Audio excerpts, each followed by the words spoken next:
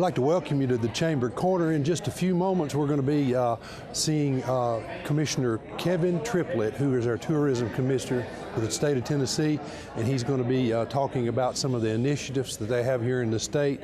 So we hope you enjoy the program. Thank you, Ruth. I appreciate it. I really do. Nobody's called me a young man in a long time, so I appreciate that. I do. I appreciate that. And I appreciate you all being here today. This is a fun job because it's an honor.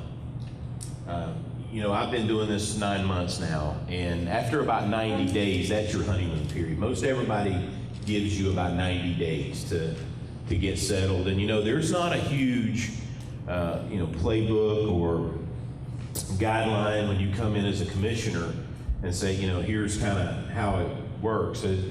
It's here are your keys and here's where you park, and then you're off. And because the job of the 23 departments of state government never ends, because we're here to serve you all. That's what we do. If you heard the governor's State of the State address, and it's my pleasure to be here on behalf of Governor Haslam. If you heard his address Monday night, the whole theme of the speech was, it's what we do. And we're here to serve you all. And people ask me, it's been 9 months, it's been long enough, you know, are you still enjoying it? You're traveling all, I've driven about 45,000 miles in 9 months. And it's a long state. It's about 570 miles end to end. And I live about 4 miles from the Virginia line on this end, so I make the trip a lot. And my answer to that when people ask, are you still enjoying it, is yes. I not only enjoy it, I love it, because it's hard not to enjoy and love something that you consider an honor to have and to work with great people. Sitting around listening to the projects and the cooperation and everything going on, from folks who've been here their entire lives to folks who've just moved in. Where'd you guys come from? Pittsburgh, Pennsylvania. Pittsburgh. I came from Bristol Motor Speedway. We sold a lot of tickets up in that area. So that is encouraging. It is important for us. And I grew up in a town of 1,500 people. And so, yes, I can do the math. I'm not a mathematician, but I can do the math. And one of the first things that we did when I came in April was to look at things. And it's not hard, and it doesn't take long to figure out that in a $17.7 billion industry, which is what tourism was last year to the state of Tennessee, and when I say last year, I don't mean 2015, those numbers aren't in yet. The last year we have numbers for 2014, we actually think which was a record, and we think we'll break those records once 2015's numbers are in. But 71% of that 17.7 billion came from the top 5 counties in the state. That still leaves about $6 billion of economic impact from the other 90, and where I come from, in a town of 1,500 people, you don't turn your nose up at $6 billion. That's a significant amount of money. And in a state that has no income tax, no state income tax, and where how we operate is off of sales tax, that's critical. That's important. And so to hear the cooperation and having different mayors here, county mayors and community mayors and things and different, all kinds of different business owners, shows the spirit we have here in this state. And that's what's so encouraging to us and those of you all who heard me speak at Tennessee Tech a few weeks ago, and others have heard me say, what we're trying to do is encourage setting aside these Friday night football rivalries where you don't like those folks over there because what happens for 3 hours on a Friday night doesn't have anything to do with what happens the rest of the year. And we all do better. You can look back here at the Caney Fork and the water's up right now. A rising tide raises all boats. And when the water's up and financially everybody does better. I don't want to break my arm patting ourselves on the back, but we're the second largest industry in this state, behind the industry in this building's for agriculture. And a large part of the programs the governor talked about the other night, reinvesting in education, reinvesting in health care, reinvesting in mental health care, the funds from that are because we're doing so well as a state right now from our tax collections. And a large part of that is tourism. And if you hear Commissioner Boyd from Economic Development talk, he talks about how tourism and economic development go hand in hand. We were with a group the other day, he and I and Commissioner Phillips from Labor, and we met with a group the other day. And I think there's a perception on the part of folks sometimes that, you know, we have these 23 departments, we never talk, we're kind of doing our own thing, there's not any communication, we're kind of, and that's not the case. We talk all the time because we're so intertwined. The governor formed a rural development task force to help promote the rural areas of this state, and he named 3 co-chairs, the Commissioner of Agriculture, the Commissioner of Economic Development, and the Commissioner of Tourist Development, because it all goes hand in hand. And so when we got up to speak, I talked about how often we talk and how often we communicate because of what we do across this. And I said, you know, Commissioner Boyd and I talk every week. And after the meeting, he came up to me and he said, we talk almost every day. And I said, I didn't think they would believe that. So I said we talk every week. Because I thought if I said we talk almost every day, people would say, that doesn't happen. But it does. And the encouraging thing for me with he and his department and Commissioner Johnson from Agriculture is it does all go hand in hand. Agritourism is huge for us from a tourism standpoint. Farming's a tough business, and farming is seasonal. You know, there are times when those fields are empty. So what else can you do with your farm? How else can you attract people? Commissioner Boyd talks about it is never easy to attract a business, but it's easier when there's a quality of life, when there are plays going on downtown, when there are health initiatives and people to get healthy. The governor said it the other night, a healthy citizen group spends less on all of these other things. A more educated citizen group spends less on health care because they're a healthier group, and it all goes hand in hand. And Commissioner Boyd talks about when people come in, once a group looks at sites, and a lot of times they won't even look at a site, they'll ask. They don't come in and say, I want to see a site in this community, this community, and this community. They say, where do you have a site that fits these criteria? And once the infrastructure is there, the property, the power, the sewer, the water, and all of that, and now broadband, they look at what else is there to do in that community? What can my employees do if we relocate our business there? That's tourism. So it doesn't cross, it goes hand in hand. And that's encouraging to the point that the Economic Development Department, in about 3 weeks, hopefully, is going to roll out a program of $1 million in tourism grants. It's tourism-related infrastructure grants that's coming from a department that's not tourism. That is extremely encouraging, and it's for rural programs. As Ruth said, we have a co-op program with marketing money that we do not let those top 5 counties participate in. We do, you know, obviously, look at the cover of the vacation guide in front of you.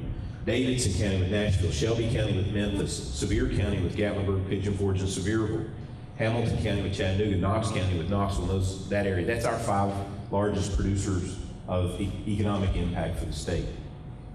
But beyond that, so we do advertising, we do a whole different program for them. We have another program where we co-op with the other counties because we want to specifically let people know what there are to do. Now, I find it curious and rather ironic that the 2 trails that come through here are Promised Land and Ring of Fire. I mean, think about that. If you don't go to the Promised Land, you'll be in the Ring of Fire. So I mean, you know, it's just kind of a contrary thing. But those 16 trails around this state are our rural marketing plans. That's how we promote off I-40 or off I-24 or off I-65, especially with our global visit, because people want to see America, and it's hard to get much more America than rural Tennessee. That's who we are. We use terms like real and genuine and authentic, because people will see through it. If you're not those, people will see through it very quickly. It's also very encouraging because we encourage people to be who you are. Ruth has heard me say, And I love festivals. I think Defeated Creek would be a great name for a bluegrass band, actually, if there's not one already. I think that's a great name. But if, look at who you are, look at what you are, and be that. If a rhubarb festival draws 25,000 people in the next county, it may not for you because you may not be rhubarb. You're something else. Be who you are and take advantage of that. Be a fair that takes advantage of one of the greatest rivers in the state running right through your property. You do that.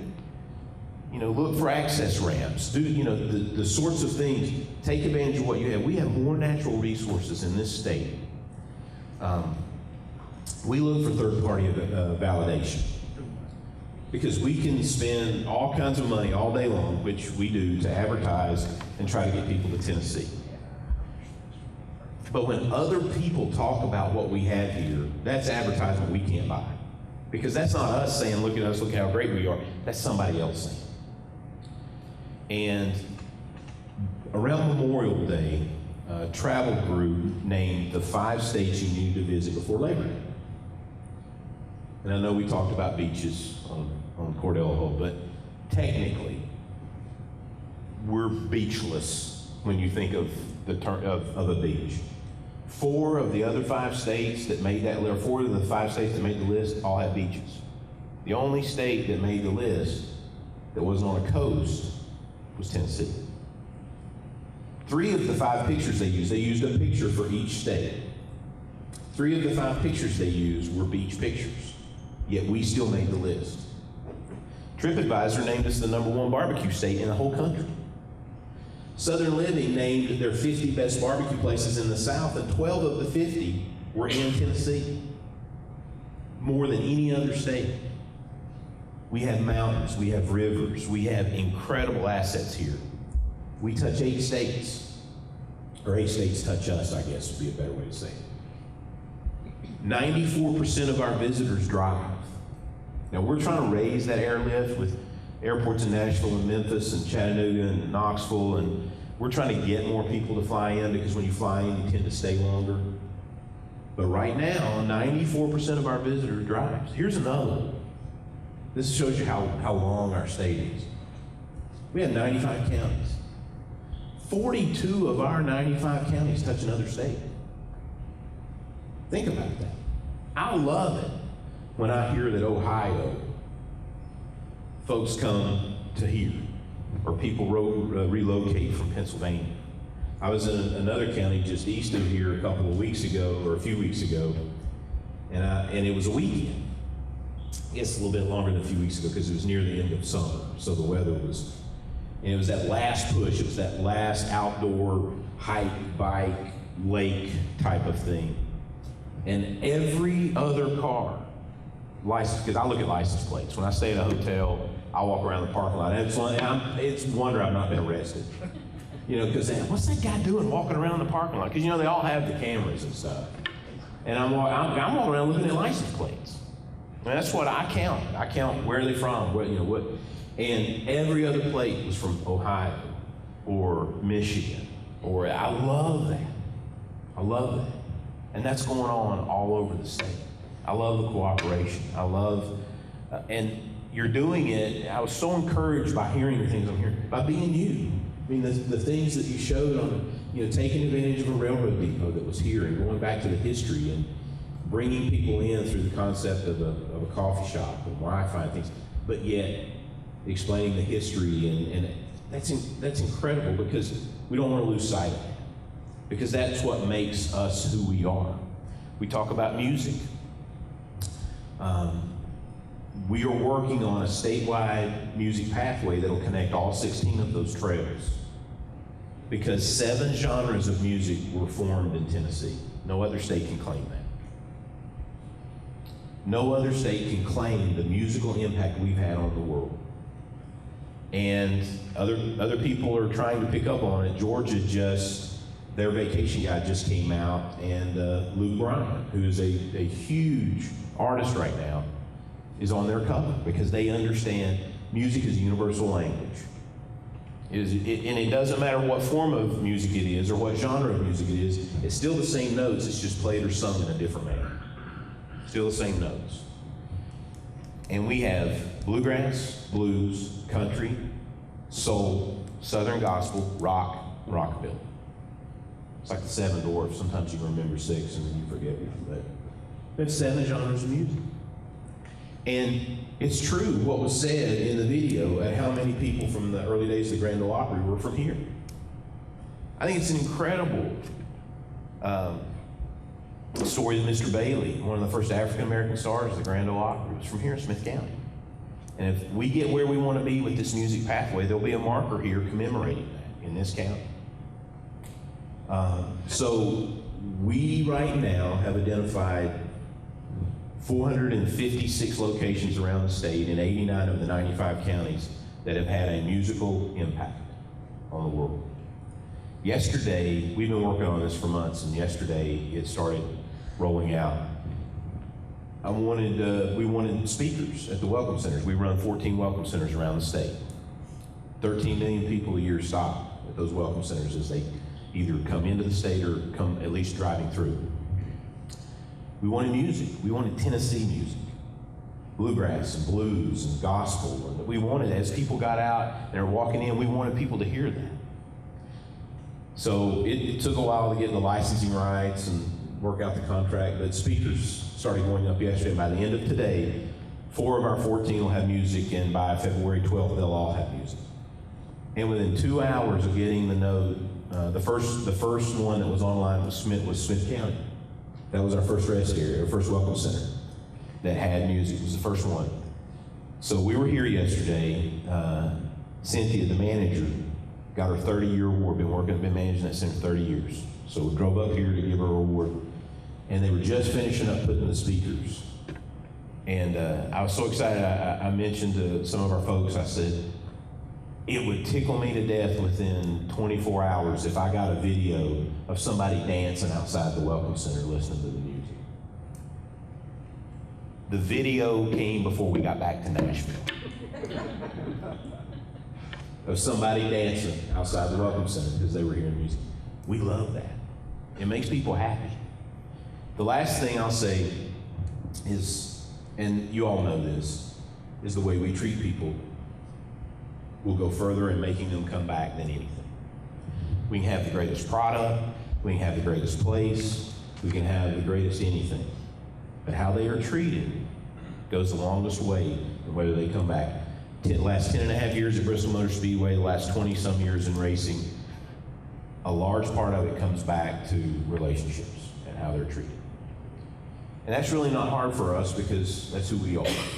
We're the people who open our doors to total strangers. We're hospitable, and I just ask for that to continue because that's what people remember. They remember people who dedicate their time. The last time I saw Stan and Randall, they were Andy and Otis. You know, who invests that kind of time? You know, who does that? We do. And so I thank you all for that. It is important. We've doubled our marketing money to the rural areas. The governor, ECD, the $1 million in infrastructure tourism grants, the governor has approved in his budget $10 million for rural. That'll go to economic development, tourism development, all kinds of different things. I can't speak too much to that because it's in another department and I can't spend their money. But that shows you the commitment. It shows you the commitment from the governor all the way through the administration and down of how we know that if all 95 counties do well, the state does well. It's that simple. It's really not that hard. So I have done the math. Does anybody have any questions? Does anybody have thoughts? Does anybody, I probably don't have the answer, but I may be able to tell you who might have the answer. So I think we'll pass out. Even the road maps. I mean, we do the road maps for all the welcome centers and hand those out. And, you know, we work on the theme for the cover. You know, this year it's kind of that, the paneling in the background with the guitar and that's to go with the theme of the vacation guide cover, and which for the last several years has been music. I think 3 years ago, Justin Timberlake was on the cover. We actually, so many of those went off the shelves, we had to reprint. And then last year was the Nashville TV show, and then this year It's Dolly, and they're, you know, so middle, west, middle, and east, and so we try to rotate it around the state as to what's represented on the cover, and then if you look at the different things we plug on the cover. But think about this, this is one of the things, at the point in her career that she is, they just opened a resort last year that in the first 7 days had visitors from 27 states in 1 week. They're investing $22 million in a new roller coaster there. She signed the 5-movie deal with NBC, the first one of which was shown over the holidays and had 13 million viewers. One of the largest movie of the week audiences, you know, a non-miniseries type audience ever. And that sort of thing is going on all over. But what is going on off of the beaten path? Somebody said, maybe hidden gems. You know, we're mining for gold, and we want to find those gems, and we don't want them to be hidden. We want everybody to know about it, and we want them to go all over this state. And because we have, I went to a travel conference, and I just realized that this is on TV, so I'll not say what state. But I went to a travel conference recently, and I'm still fairly new to this, so I kind of sat. I was fairly new to this, and I'm Baptist, so I sat in the back of the room. And it's just, you know, it's kind of where we sit. And I listened to other states talking about creating programs and doing things and I got through the meeting, I already felt good, but I was feeling better and better and better, because all of the things that they were talking about were things we already have. They were trying to create, you know, music and festivals and outdoors. There was one state that their entire program was outdoors. And boy, if we just had more lakes and rivers and the whole time I was saying, we have that. We have it. And then we want to serve you and helping promote that. That's who we are. That's what we do. We are a service department. And we just hired, Ruth and I were talking about it this morning, our largest area of the three divisions of the state, west, middle, and east, is middle. It's 40 counties. It's a 40-county section. And we didn't have a Middle Tennessee manager for tourism. We didn't have a day-to-day contact for the counties and our partners in the counties and the regional directors. We didn't have somebody for them to call and talk to. And we hired somebody this week. She starts in March. And we're very excited about that. We want someone to be your all's day-to-day contact. And those sorts of things are very important to us, because, you know, we're here to help you. Because if you all succeed, we can't help but succeed. So I appreciate the breakfast and the coffee and the time standing. Would you, the extra day, if they stay here, like if they stopped at Rebecca's or if they went up to the folks at the feed, tell them what, I heard you mention. Our goal is one more day right now. That's what we're concentrating on. One more day of visitation. There are a lot of vacation places that their goal is a 7-day stay. A lot of communities have that. A lot of areas, that's their goal. And there are a couple of places in our state that are close to that. But as a statewide average, if you take all of our areas in the state as a statewide average, our visitor stays an average of 3 nights. Our goal is 4.5 days, 4 nights, 4.5 days. Because we'd like to get to 7, but to go from 3 to 7, a little bit unrealistic. You know, set your benchmarks. And so we want 4.5. We want to create the things. We want to help promote the Promised Land Trail and the Ring of Fire Trail and the State Tennessee Music Pathway and the things, because we want people to come visit a place and enjoy it if they get here in the afternoon, and enjoy it enough to say, well, let's not get back on the road, let's just spend the night. What else where can we stay around here tonight? Or if they come to a show, or they come to a festival, or they come to a play, well, where can we eat? And then they eat and they go, well, boy, we spent more time here than we thought, let's just spend the night. Our goal is that one more night. And that's how we talk about counties working together and communities working together. How can partnerships with Smith and Jackson and other counties, combine your efforts to say, you know, this one thing, and, you know, Mayor, you said right now you didn't have a lot going on, but you had the river access, and you're also, you can be partners with others. You know, hey, while you're here, what about this? How about, I mean, the folks investing in opening another cafe. I so admire people who go out on that limb and open their own business. You know, whether it's to move into the area, whether it's to save a farm, and to open a cafe. Hey, have you stopped in here? Have you eaten here? So we want to lead to that one more day. It really goes back to when we were kids. Remember when our parents would tell us it's time to go, and we would say, "Ah, come on, just 15 more minutes," or just, you know. So we're adults, so 15 minutes is long enough. So we're saying, "Oh, come on, just one more day." So that's what we're working on. We're working on, you know, showing what, because even, I mean, Nashville right now is there is no bigger, hotter, faster city in the country than Nashville. I mean, it makes every list. It makes, even now there are communities in Nashville that are making lists. Magazine just this last week named the fastest growing communities inside cities in the country, and the second fastest growing or the second hottest or whatever was East Nashville. But even after 2 or 3 days in Nashville, of the famed places on Broadway and the Country Music Hall of Fame and everything, if you're here for 7 days, we start hearing, what else can we do?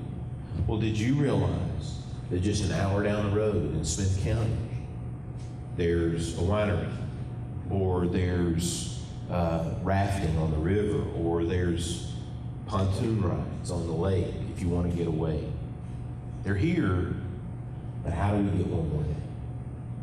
And how do we get one more day in that broader area?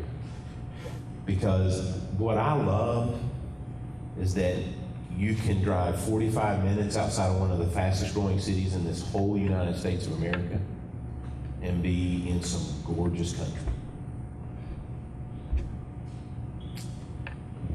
Questions? I appreciate being in an ag center. I'm not a very good farmer, but I'm also a farmer.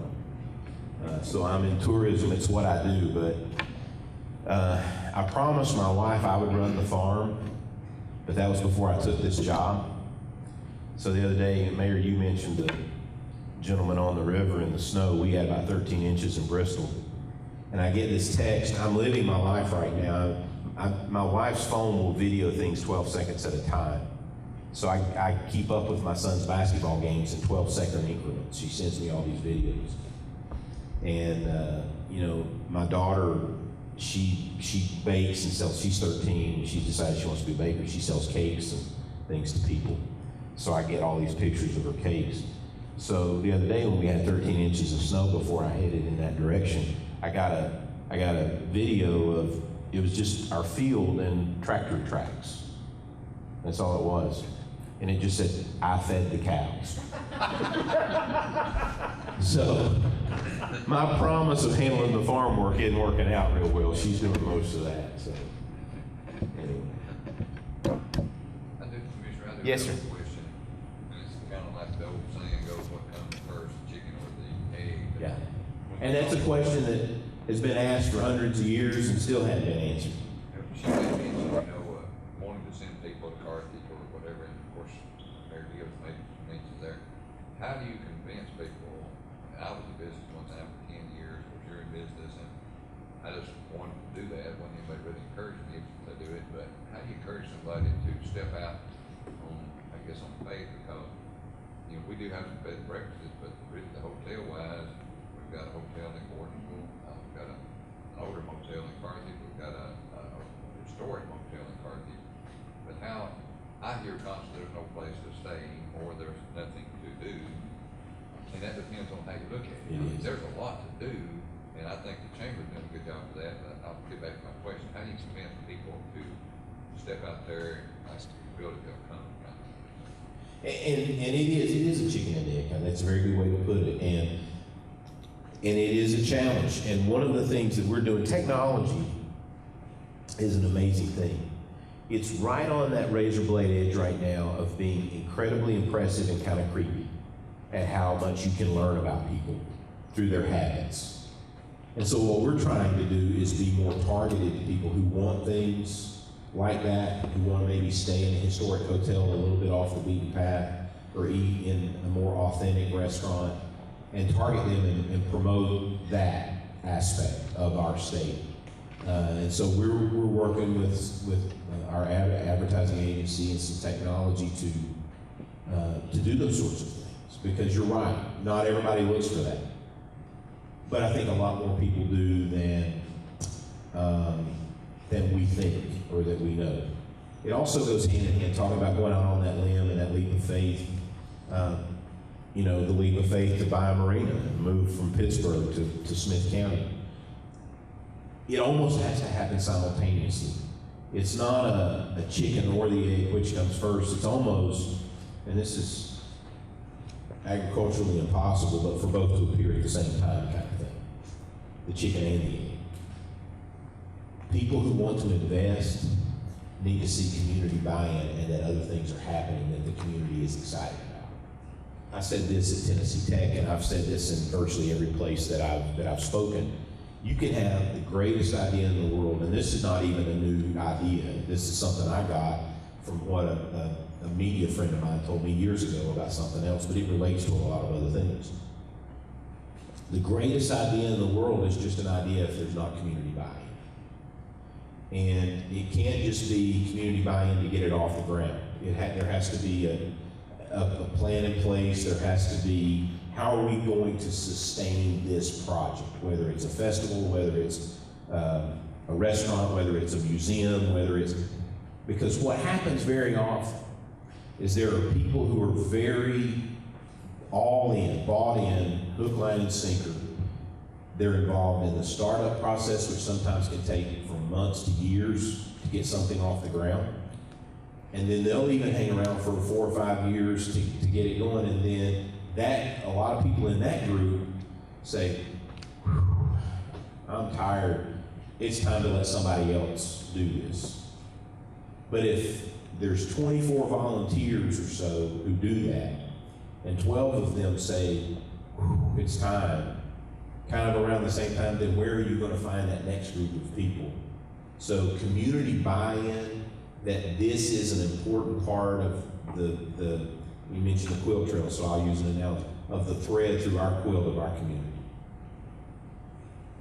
As to who we are and the money we make and the way we survive and sustain ourselves with festivals and weekends. We talk about things we can do with our festivals and how to get other people in. And somebody mentioned, moving it from downtown to the marina, because Ben Franklin and Western Auto, the customers didn't have any place to park. So finding a solution to that. One of the biggest music festivals in the state outside of urban areas is in my hometown, Bristol, at Rhythm and Roots. And the state line runs right through the middle of town. So you're dealing with 2 community city councils, 2 police departments, 2 states, literally if there's a ticket that you enter from one side and the other, is there even a different tax level because you bought it in one state instead of another's. But over the years, there's been total community buy-in. And it's hard. It's a grassroots effort. I compare it to a political campaign. We're kind of up to here right now with political campaigns, and it's not getting any, it's just getting started. Iowa was just Monday, and we're just starting off, so that's all we're going to hear for the next several months. But look at what they're doing. Look at what they talk about with these candidates, regardless of who the candidate is. They talk about, and it's a term they use in politics, but they talk about their ground game. Well, he's going to do better than this one because they got a better ground game. And all ground game is getting community support. So, Rotary clubs, Kiwanis clubs, Civitan clubs, and to talk about if there is a thought or an idea on a city council, okay, how do we get community buy-in? And that's where it is. It's the greatest idea in the world will die on the vine, pardon the pun. Greatest idea in the world will die on the vine if there's not buy-in. I mean, it just will. And I've seen a lot of things happen that way. I've seen decent ideas succeed because people got behind it, and I've seen really good ideas just get nowhere. I'll share one other thing with you as a community. Judy Smith and I talked yesterday, and one of the things that we saw in the news here lately about how the Walmart stores were closing several different locations. We're the number 2 or number 3 most profitable Walmart in the state of Tennessee. That says a whole lot for our tourism that comes in our county. And Judy and I were talking about that yesterday. I thought that said a whole lot for our county. But I want to share that. No, well, thank you, I appreciate that. And it does go hand in hand because people are, you know, stopping to buy stuff to spend their day on the lake and to, you know, do. I like small businesses. I so admire people who will do that and go out on a limb. I have 4 million business ideas up here and I've never done any of them, you know, because I've never stepped out on that limb. So I admire people who do. But it all kind of goes hand in hand. But there are tremendous things in this county. Yes. I have a question. The county fork is known for fly fishing. Yes. Okay. So, are you ever approached by someone like Orbis that are one of these companies that might say, I need a place to go put an outlet, or is there any way to approach, you know, because that would set this county and it would have people coming off this exit and all of a sudden, because nobody knows about the fly fishing Right. except the folks in Davidson County and Nashville. That's the richest trout stream east of the Mississippi River. That's a It's great known little ever. It is an incredible stream, but it's a good But they example. have no place to stay when they come in. Yeah, and that's the We thing. would have to get an Orbis and we have to. Yeah, get a you kind of marry the two, like back to the chicken and the egg thing. And it doesn't always have to be, I'll give you a perfect example of really that works there. And you all are probably well aware of this, but the pyramid in Memphis, you know, they were going to tear it down. You know, it was the Mid-South Coliseum for years, and it was where there were concerts. I mean, Elvis did a live album there, and the Grizzlies played there the first few years until they moved to the FedEx Forum downtown. And there was all this talk about, well, what do we do with this huge glass building, this pyramid? What do we do with it? It was everything from a hotel to, you know, retail to let's just tear it down and, you know, develop it, you know, whatever. And you're talking about Orbis. Bass Pro came in and bought it. It's the most expensive Bass Pro in the country, but it's the most visited. They attracted 1 million visitors in 70 days. Now, a lot of that has to do because it sits right on the interstate and it's in a major metropolitan area and everything else. But in Memphis, you know, I heard somebody refer to it the other day as the world's largest bait shop in downtown Memphis. You know, that's not where you would expect that to be, but somebody believed in it and it was very successful. So, do we get requests like that? We don't. Economic development might, but that's where I think our partnership and working together may help with things like that beyond the 800-person factory or things that are fewer and further between, that are more difficult to get, happen less often. You know, there are a lot of counties now who are realizing us waiting for that is not going to happen, and if it does, it may not happen until 10 or 12 years down the road because of how long it takes to build that relationship. So let's take advantage of what we have right now, our natural assets, our landscape, our real estate, and then maybe tie into that. So that's a good thought. I can talk to economic development and see if they ever get inquiries like that. There's a Blue Ribbon trout stream in Bristol, and there's a small Orbis place there, and the young guide there is 27, 28, and he was Orbis Guide of the Year 2 years ago in the whole country. And, you know, because of the resources that you have, like, right back here. So, yes, ma'am. It seems to me like there is some synergy there, and there's enough evidence for the land not to be so leery. Right. Especially with things like these trails, knowing, and I think the business that's going to look at the prospect of opening up a business, they would look to see what are those main events that they can count on throughout the year. And I know that the chamber does quite a bit, the city, the counties, they all do quite a bit there's a lot of synergy in that area. And yes, we are so lacking in lodging. We've got, obviously, Walton has a lot of neat quaintness about it that really is authentic. And that's one thing you will get in this county, is a very authentic feel at just about everything, Right. And so it wouldn't be unlikely that you could get someone to believe in something. And the outdoors, I want to go back to the outdoors and fitness and exercise and everything else. Bill, did you mention converting the old railroad bed? Was it you that were talking? Who was talking about that? Well, that was South Carolina. Yeah. Talking about the rails to trails. I'm a huge proponent of rails to trails. You have to jump on it early. If a railroad abandons a rail bed, you have to jump on it fairly early, because after 10 years, the line reverts back to the property owner. So instead of trying to deal with one property owner, you're dealing with 300 or ever how many are along that. But I'm from an area where there's a 29-mile trail and towns along that trail that 25 years ago, I don't know where we get this in the mountains where I come from, is the expression, you couldn't swing a dead cat and hit somebody. I don't know why you're swinging dead cats, but that's what, but now you can't get through those towns on a Saturday. And, there's one town that has, it's probably 1,200 people, population. There's 7 bike shops in that town. Is that Yeah. Yeah, I've been on that. Yeah. trail before. It's amazing. It's incredible. They'll load you up in the van. Take you all the way to the top. And you're riding down. Some people actually ride up. I don't get that. I can go up and ride down, but that's just me.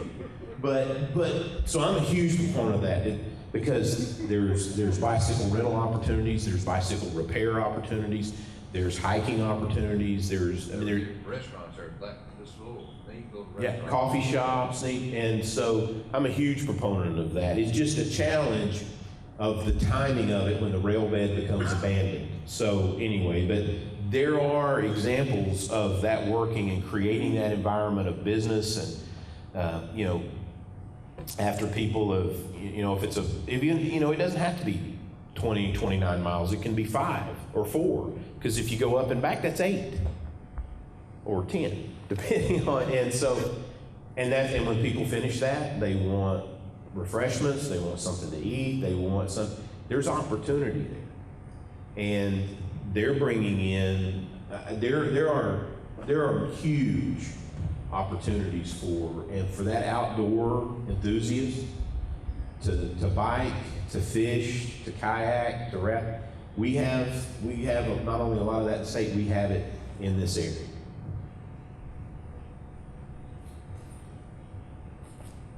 Anything else? Y'all have heard me long enough. When will this guy stop? Thank you very much. I appreciate it.